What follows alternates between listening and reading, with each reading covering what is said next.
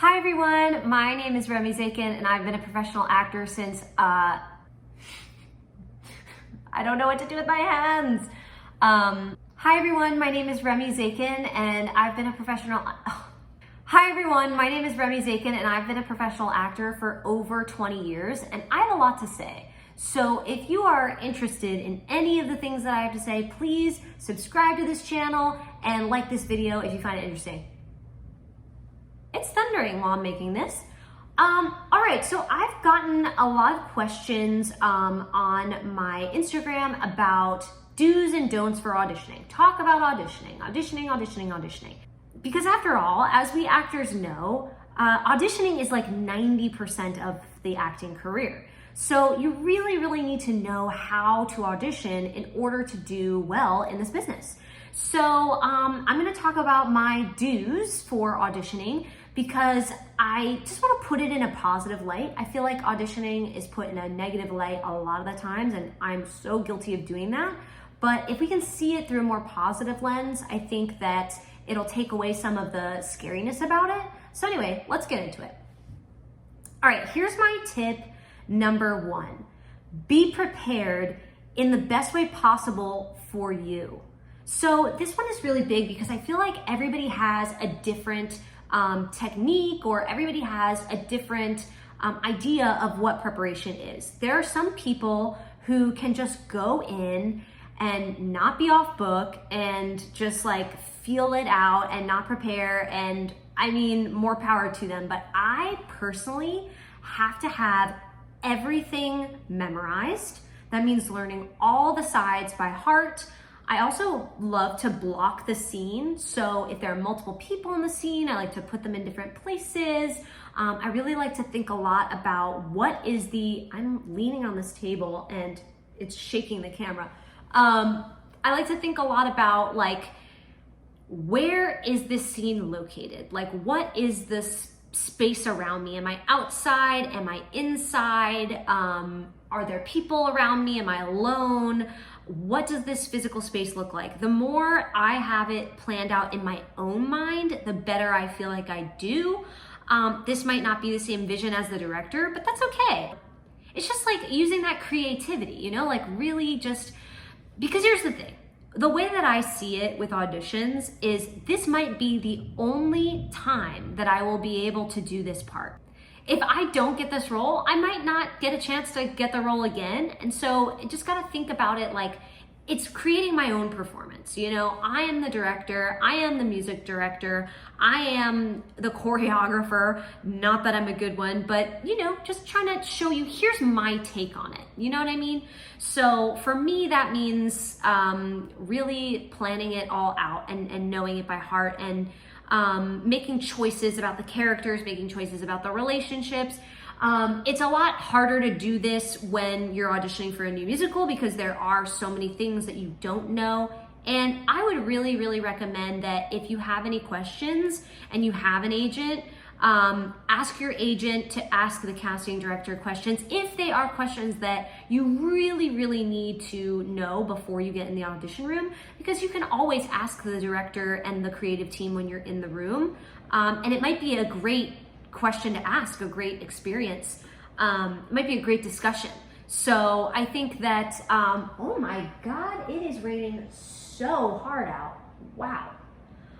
Anyway, but remember, don't ask any questions that you can just like assume on your own. You know, I would not bother with, here's the thing.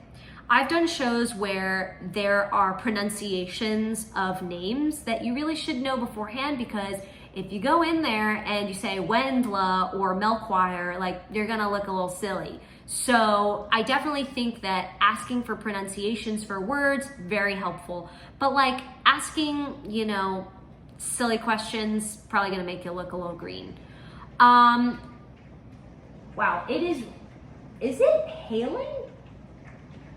It is raining so hard. It's literally steaming off the roofs. Anyway, back to this. Okay. Yeah, another tip that I like to do in order to have a great audition is think about all the ways that it could go wrong. Yeah, that's right. I like to think about all the ways that it could go poorly in order to anticipate these and avoid them. Listen, there are some things that are totally unavoidable, like I've practiced for the piano to be on the right side of the room and it's actually on the left side of the room. That's actually not too bad, but you know what I mean? Like the reader I thought was gonna be on my right, but the reader is actually on the left. Totally fine, totally fair. There might be like, so yeah, I gotta, I have to imagine all of the different, they've cut some, they've cut part of the song and they only want you to do half of the song. You need to mentally prepare for that because it can really, really throw you in the room. If you've prepared the entire song and now you're only doing half, you've got to figure out what's your moment before. You've got to figure out, how to get into it from there. So I really like to predict all of the ways that I can get a curveball so that I can be prepared for them. But obviously, life happens and you might not be totally prepared, honestly. You might get a crazy request from a director and you just have to roll with it, Okay, another thing that is really important for being prepared in the best way possible for you is getting good rest and getting good sleep and getting good balance away from this. What I find happens with actors, and this is also something that I do personally, I keep shaking this table. It's really important when you get sides to give it a breather, give it a moment. I think a lot of actors are really obsessive, or maybe that's just me, but when I get sides, I have the tendency to want to cancel plans with people and want to think about the sides constantly. And it's like, you got to remember that in order to be a good actor, you need to have a life, you need to not have every moment rotate around these sides. You can't invest all of your time and energy and heart into this audition because it might not, you might not get the part, and you've got to stop daydreaming about what it would be like to get the part. I can't tell you how many times I was like, oh my God, I'm gonna fly to Africa and film this, pilot, or I'm gonna, be on Broadway in this new show and my life is gonna change. You can't do that. You can only focus on just having fun with it and doing a really good job. And that's all you are in control of. So I think getting rest and getting time away from the sides is helpful. Getting some perspective, just be you, be a human being. And that actually leads to my next thought or tip, which is handling nerves. You really have to find a way that works for you to handle your nerves, because I gotta tell you that I've been in many auditions in my life, and I've also been on the other side of the table, and this is true for everyone. Literally everyone becomes inhuman when they audition because people are anxious and people are stressed, and being anxious and being stressed makes us do silly things that we wouldn't normally do. So the number one thing is to handle your stress. And I'm very much talking to myself when I am talking in this part of the video, because I'm not good at handling nerves, and it has blown a lot of auditions for me. So don't be like me. Handle your nerves. And how people handle their nerves, everybody does this in a different way. I think that meditation, getting a meditative practice is great. Wish I could tell you I had a consistent meditation practice. I don't. But it's definitely something to strive towards. Another thing is drinking water, which I talked about in my other video. Another thing, don't knock it until you've tried it.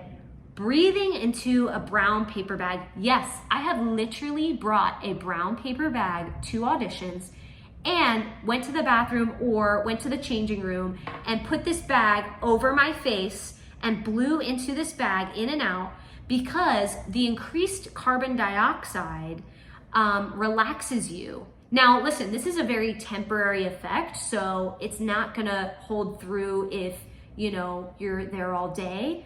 I wouldn't start breathing into a paper bag on the way there, but it is definitely something that has really helped me. There are other eye exercises that you can do. I'm not kidding. There are eye exercises that you can do to calm your brain down from fight or flight. And those, you would have to work with Andrew Byrne for this. He's amazing. He is the absolute best. He's so cool because he's got a very, he approaches singing as if it's a sport, which in a way it really is. And so he's all about, you know, working on muscle groups and strengthening muscles and doing exercises to help you calm your fight or flight reflexes. And yeah, the ones I remember for eye stuff was that if you look out of your peripheral vision, that really helps your body calm down, because, you know, our peripherals, we don't use them enough because we're often wearing glasses and you're always like looking forward. But if you know, you're not going to do this in your audition, but this is something to do on the way to an audition. It's just kind of like, if you can, obviously if you're driving a car, do not do this. But if you're like on a subway or someone else is driving you, or you can walk to your auditions, I think it's really worth trying, just like exercising, looking out of the corners of your eyes in order to just like calm down your fight or flight. I'm sure there are other people who have YouTube channels, or like, I feel like Andrew Huberman is a person who's like this, where they talk about like sports psychology, and you should really get into sports psychology, because if you treat acting like a sport, which it is, it'll really help you. Okay. Next one is when you're actually at the audition, you have to be polite and kind to everyone you meet involved with the audition. I remember that I read a backstage article, literally, it had to have been over 20 years now at this point, because it was before I was a professional actor. And they said the audition starts the second you enter the building. And it's funny because when I was a little kid, I was like, oh my gosh, they have video cameras watching us as we enter the audition room, and as we enter the building, you know, 520 Ripley Greer, they're watching us. They're not, but it just is that mentality of being kind to everybody that you meet, because you never know who you're meeting. I have taken elevator rides up with creative team people. I have gone into the bathroom and some of the creative team is in the bathroom. I mean, they're human beings, and they're not just gonna be in the room all day. They're coming back from lunch. They're going out to lunch. You have to be kind, and not just to them, be kind to the other people in the elevator, be kind to, you know, the receptionist at Ripley Greer or Pearl Studios or wherever you're auditioning. Be really kind to the person who is running the audition, who's taking people's names and checking you in and taking you into the audition room and announcing your name, and all of the people in the room, especially the accompanist. I am probably going to do a separate video on how to treat your accompanist. I am married to Ethan Anderson, and he is a music director, and also he is an audition accompanist. And I'm going to interview him too, because he has crazy stories and he has a lot of thoughts and tips and tricks on how to treat your accompanist. And I don't know if you heard that thunder, but it's definitely thundering while I'm making this. But you should be nice to your accompanist. Accompanists, audition pianists have the hardest job in the business, I think. They have to know how to play any song that you throw at them, any piece of sheet music. They have to be able to sight read it and do it at the tempo that you tell them to do it at. I mean, really, these people are geniuses and just so lovely. So please be kind to your accompanist, and don't be weird. What I mean by that, and I'll just say a little bit, wow, this ring light is blinding me. Okay, so you wanna, first, I got a little ahead of myself. When you get to the audition, place, wherever you're waiting to go into the audition, be kind. Be kind to the people around you. People, like, I think that it is always best to be quiet and keep to yourself outside of an audition, because everybody is in their own head, they're doing their own thing. Some people like to have headphones in. If you want to have headphones in, go for it. Some people like to be looking over their music or looking over their lines, or, you know, doing these mental warm-ups or exercises. I am not breathing into a brown paper bag while I'm waiting for my audition, but I am looking at my book, I'm looking at my lines. I want to make sure I, you know, just stay in the moment, getting into character. So it's really, really important to, just like be respectful of other people. Sometimes you see someone you know and you're really excited to see them, and there's a lot of adrenaline going, a lot of there's no hormones. There's a lot of adrenaline going, and there's a lot of energy and stress. And so I think that people get like extra like, oh my God, it's so good to see you. And it's like, we are in an audition space. We are not at a party. So I believe that it's really, if you see someone who you know, treat it like a library. Go up to them and be like, hey, it's so good to see you. But there's no need to be like, oh my God, it's so good to see you. Like, oh my gosh, I love this casting director. Like you're psyching other people out. So keep it to yourself. Oh yeah, so you want to acknowledge and be kind to everybody in the room. And honestly, this video is getting really long, but I'm going to continue. So when you go into the room, make sure that you lock eyes with every single person in the room. When they announce your name, be like, hi, and look at every single one. Acknowledge them. Even the people, even the producers who could potentially be sitting in the back. I've once walked into a room of like 20 people. I've once walked into a room of one person. Whoever is there, you need to acknowledge them and not be weird and not be anxious. Then after you've acknowledged everyone, as you're walking over to the piano, if this is a musical theater audition, you go over to the pianist and you say, hi, my name is Remy. Thank you so much for playing for me. And then you open your book. You should already have your book, you should already have your book marked for what you're singing for that day. Open your book, show them what you're doing. I don't think you need to whisper, because either the creative team is on their own talking and doing their own thing while you're setting up, or they're waiting for you to announce what song you're gonna sing, unless you're singing something from the show. If you're singing your own song, then you need to walk the pianist through it. Make sure that you're telling the pianist, here's where I start, here's what we do. Point out any tempo changes or any key changes, any important things that the pianist needs to know. Not the piano, the pianist. And then point out the end and give them your tempo. And make sure when you're giving your tempo that you're not doing this. That is so obnoxious. You're not clapping. That's also pretty obnoxious. You should tap out the rhythm on your own body. I think that that's a respectful way to let the pianist know, okay, this is the tempo that I would like, and this is how fast. You don't have to do the whole thing. Please do not do the whole thing. We do not have time for that. So just do a couple of, maybe like a bar or two, and that's it. And also you can sing lightly along with it if you feel like that needs, or you can speak it. But yeah, I am very interested to hear what my music director husband will say about that, but that's what I do. And then I turn around to the creative team and I say to them, I'm singing blah, blah, blah from blah, blah, blah. And then they'll go, okay, great, usually. Or they'll be like, oh, great, I love this song. Or they're like, oh, okay, all right, awesome. Or they'll be like, do you have anything more, blah, blah, blah? And then I have to think on my feet and go, yes, I do. Let me think about that and pick another song.